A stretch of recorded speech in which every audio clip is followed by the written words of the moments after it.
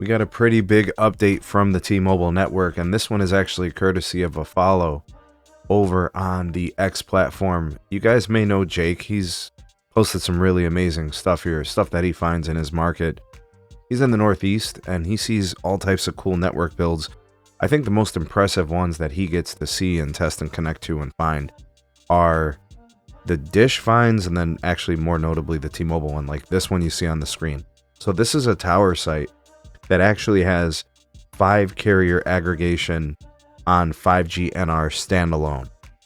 And for those of you that have been following my content and have been learning along the road, this 5G road we've been following, we've watched the transformation of 5G happen over the last several years. And because T-Mobile got a jump on the rest of the competition, they're really further along in their evolution. They're moving, really quickly to get bandwidth that used to be LTE onto 5G, and they were able to launch a mid-band 5G network before everybody else because of the Sprint acquisition. So this is no surprise. We know what T-Mobile's been up to. We followed all their steps. Now pictured here, and we saw a similar site to this in New Jersey that was posted elsewhere. But what you guys see, and what I think I see, if this is correct, I think there's N77, the C-band, here on the left-hand side. All right, so that's, I don't want to call it the smaller panel, but do you see the two on the left? They're noticeably smaller compared to the ones on the right in terms of size. Now, so the one on the left, I think, is a 40 megahertz broadcasted channel of N77. That's C-band. Right? We don't see that much. And then I think what we're seeing next to it is the N41. I think. All right. Now, I maybe it's switched. I don't know. It's hard to tell. It looks like Ericsson radio gear. Hell, the N41 might be the one in the middle, the bigger one. I have no clue. But I will tell you guys this. There's a ton of different channels up here. 5 carrier aggregation in 5G. The only phone that's doing this right now, at least in North America, is the Samsung Galaxy S25. And basically, I guess a phone would just have to have the X80 modem from Qualcomm and it could do it. I'm not sure about the Dimensity 1000 from MediaTek. Nothing in the iPhones is doing this.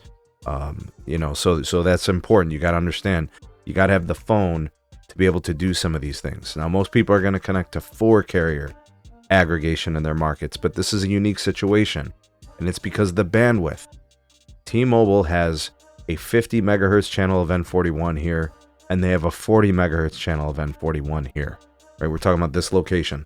That's 90 megahertz of bandwidth. That will not get the job done in markets where T-Mobile has a lot of market share. In my market, they have 190 megahertz of N41. My market isn't the issue, which is why you will never see me posting any images of N77 in Cleveland, because T-Mobile has 190 megahertz of N41. There's no urgency to build out N77 here.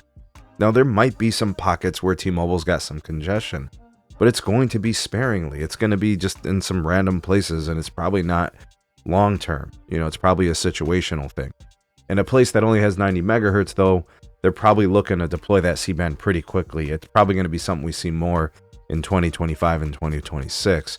So you've got the 90 megahertz split between the two channels of N41. You've got the N77, the C-band, and then they've got N25 at 10 megahertz and N25 at 5 megahertz. The problem for T-Mobile, and you're seeing it here, and I'm going to go ahead and pull this screenshot up for you.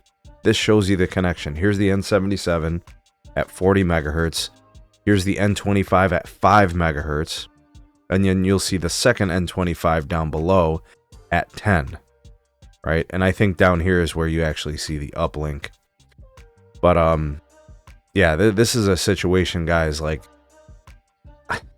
if they could add the N71 piece here, they would.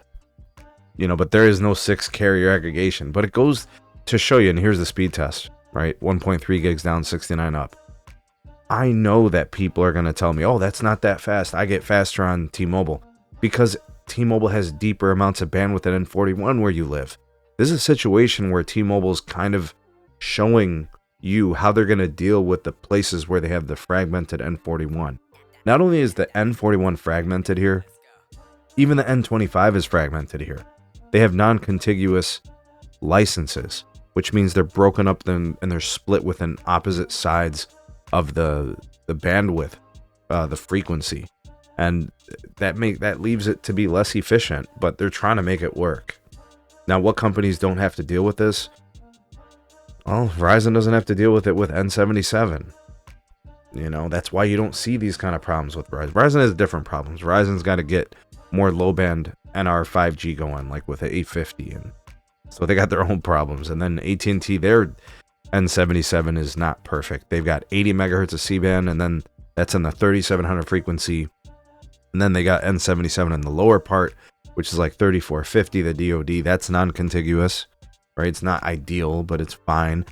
What I'm saying is all these carriers have problems. Like, there's something imperfect about all their networks. In some ways, I think T-Mobile might have the most imperfect spectrum holdings in some ways, you know, because of the stuff like this. And to be honest with you guys, this is not ideal. The fact that you got to put up all this antenna gear, I mean, think about it. This is a rooftop site. That's cool for a rooftop. You got tons of room. You're not putting this shit up on a macro cell, you know, steel in the air. You're gonna need like 2 racks. Who the hell wants to pay double the rent? You know what I'm saying? Like, this is not doable in some situations, but in places in like the urban core where T-Mobile mostly relies upon rooftops, this is a viable option. But I don't know how many sites that is. I don't know, you know, how viable it is in all situations. So I just wanted to share this with you guys. Of course, look, you know, be on the lookout for it. See what you could find. The cable management in the situation is not great, but that's pretty good performance, and that's pretty nice. Notice there was no N71 getting involved because they're trading it for the N77. The N71 is up there, right? The radios are there. You see this giant big ass antenna over here. Like, that one's the one that does that frequency, and the radios are behind it. And that's cool, you know. But guys, I'm telling you, this is not ideal. But I will give, you know, the T-Mobile team credit for being creative and trying to get some extra capacity up there.